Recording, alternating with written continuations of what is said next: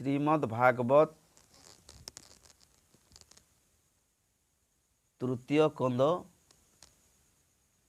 181 पृष्ठा 32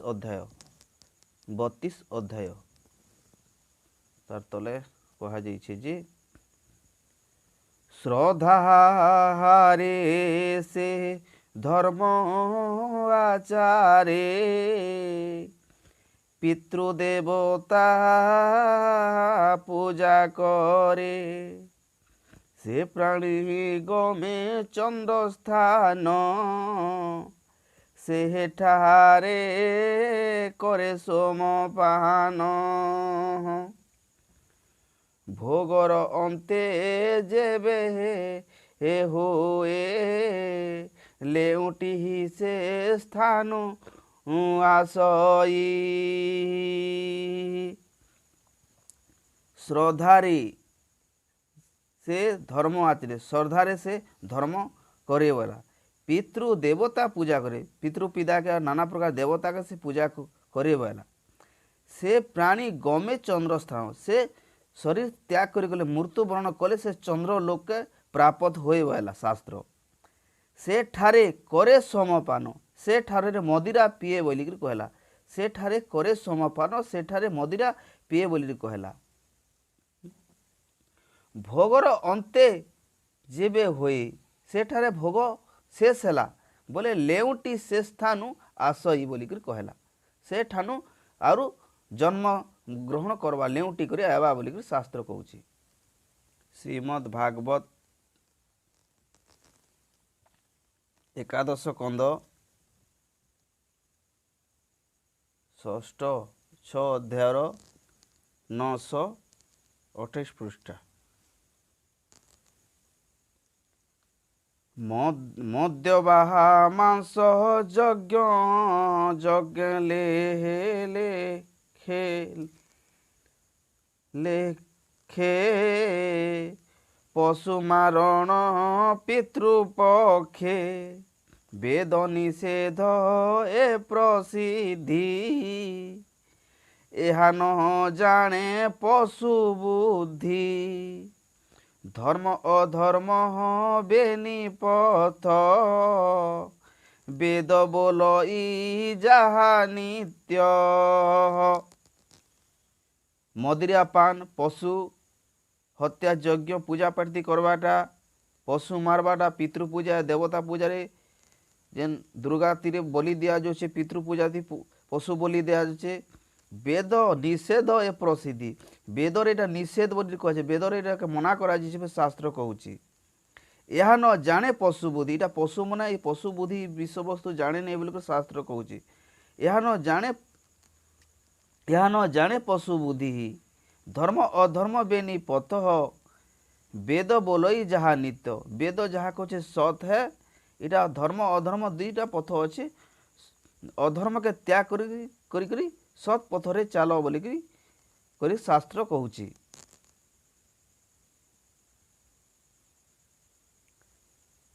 श्रीमद् भागवत एकादश कंद 22 अध्याय 986 पृष्ठा राजह तामस गुण बही अज्ञान अचेतना हराई बासव आदि देवगणे चगे पूजई अनुक्षणे आत्मार गति न विचारे स्वर्ग फल को इच्छा करे नाना प्रकारे लो भोल नाना प्रकारे लोभ चिते पितृदेवता पूजे नीते स्वर्गे बसई दीना केते पुनि से स्वर्ग भोग अंते জন্ম হই মহিতলে ধন সম্পদ মহাকুলে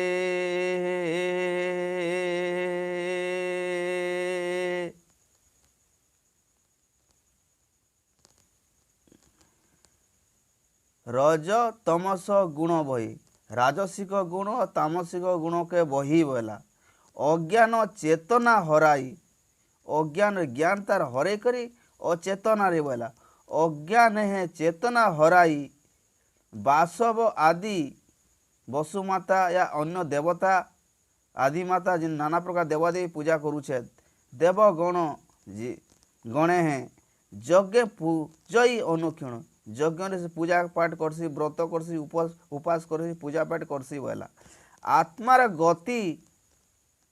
न विचारे से आत्मार तार निजर आत्मा तार जीव आत्मार गति के से नहीं विचारबार बोला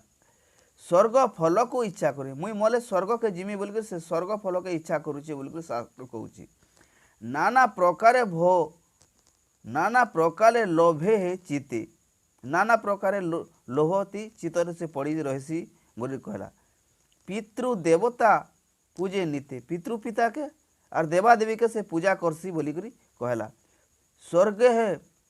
भोग ही दिना के दे जिते बेले शरीर त्याग कर गले से स्वर्ग रे पुरखे जीवा बोला पुणी से स्वर्ग भोग अंते है जन्म लोभ ही मोहितली स्वर्ग के गला परे ई मोहिती आर जन्म हेबा गाई गोरु छेल मेढ़ा बोली शास्त्र कहूँ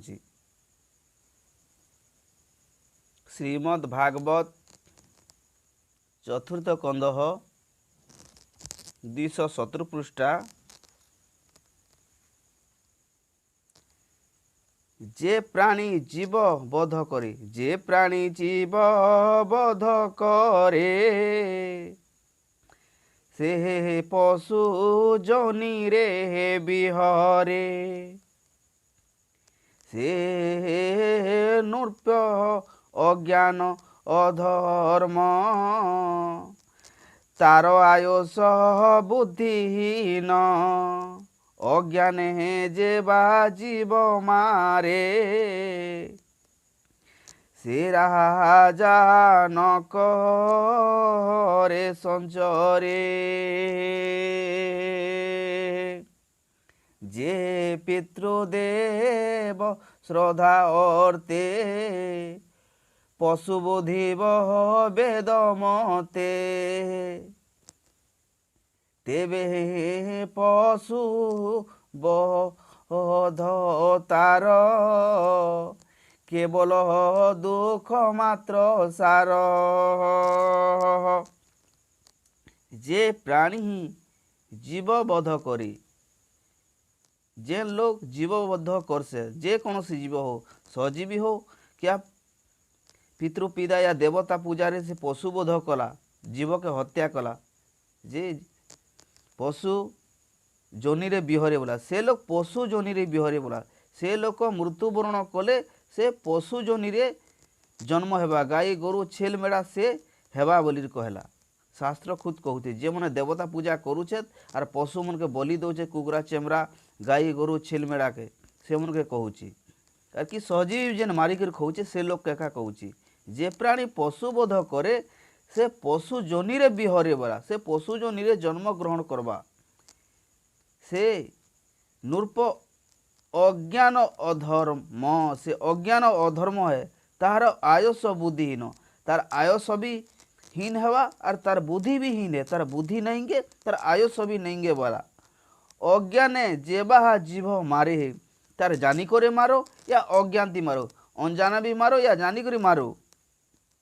बोली करा हे राजा नरक के हे संचरी हे राजा से नरखरे भोग करबा बोली कला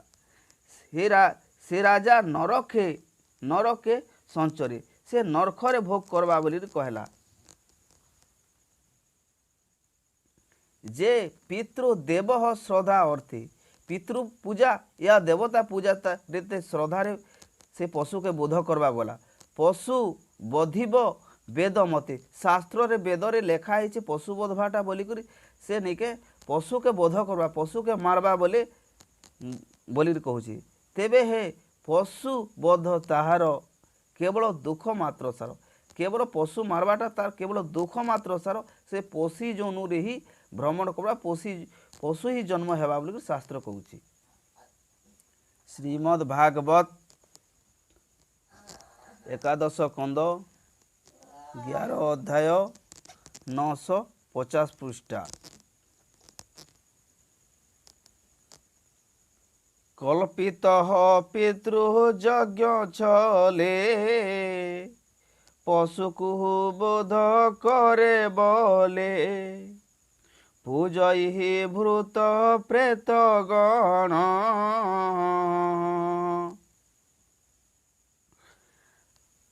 আত্মা হিংসা ন প্রমাণ জীব মাহারণ কর্ম ফলে নরকে পড়ে অন্তকালে মায়া যন্ত্রণা নানা যোনি ভ্রমই জীব আত্মা ঘেনি থাবর আদি চারি দেহে পশু পতঙ্গ কীট হয়ে শ্বান সুরগাল বাজি গলে শ্বান সুরগার বাজি গজে গজে গলে শ্বান সুরগাল বাজি গলে এ রূপে নানা জনি ভ্রমে ভজে হে রূপে নানা জনি ভজে। কল্পিত পিতৃযজ্ঞ ছলে পিতৃপূজা या देवता पूजाती पशु के जिन मैंने बोध करसे बोली कहला पशु को बोध करे बोले पूजई पूजई भूत प्रेत गण भूत प्रेत गण के से मैंने पूजा पाठ करुछेद बोली करी कहला गण हाँ आत्मा रो नाही न प्रमाण जीव आत्मार विषयवस्तु से नहीं जानी रेखा से आत्मा के मारुचे अन्य आत्मा के से मारुचे बोली करी कहूची आत्मार हिंसा न प्रमाण जीव मारिन कर्म फल से जीव के मारिक कर्म फल जेन करुचे नरके पड़े अंतकाले अंतिमे से नरक ती भोग करबा बोलिक कहला नरके पड़े अंतकाले मृत्यु परे से नरकरे भोग करबा जी थाउ तो नरक भोगबार मले भी से नरकरे भोग करबा माया जंत्रणा नाना जोनी ये माया जंत्रणा नाना जोनी रे से भोग करबा बोली करी कहूची सहस्त्र जोनी से भ्रमण करबा बोली कहला शास्त्र भ्रमई जीव आत्मा घेनी नाना जोनी से भ्रमण करबा बेला थाबर आदि चारिखानी ये सारा संसार चारिखानी जीव अच्छा चारिखानी अर्थ उड़ाखानी स्वर्गरे उड़बाटा बुड़ाखानी अर्थ पानी रे बुड़बास्ता चलाखानी जमी रे जेनटा चालसे जे से जीव और बुड़ा थाबर थाबर अर्थ होचे पेड़ पौधा इटा कहला यार इटा का और दूसरी हिसाब से कहसे अंडज होचे जिन माने अंडार उत्पादन उद्भिज अर्थ पेड़ पौधा घास फूस उद्भिज अंडज अंडार उत्पादन जरायज मांकर जोनिरु जेन जन्म से जरायज और सोतज अर्थ होचे ढिकुन उखुन के कहा जाती पतंग पशु पतंग कीट पशु पतंग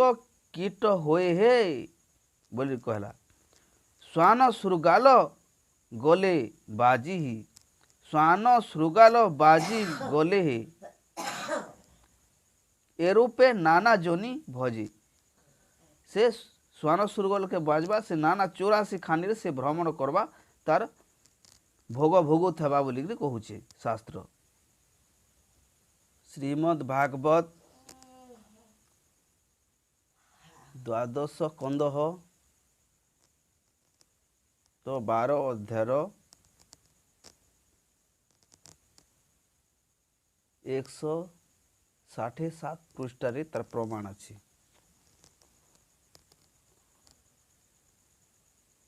श्रद्धा भाव रे जे ପଢ଼ଇ ଶପଥ ପୁରୁଷ ଉଦ୍ଧାର ହଇ ଜୀବନ ମୁକ୍ତି ସେ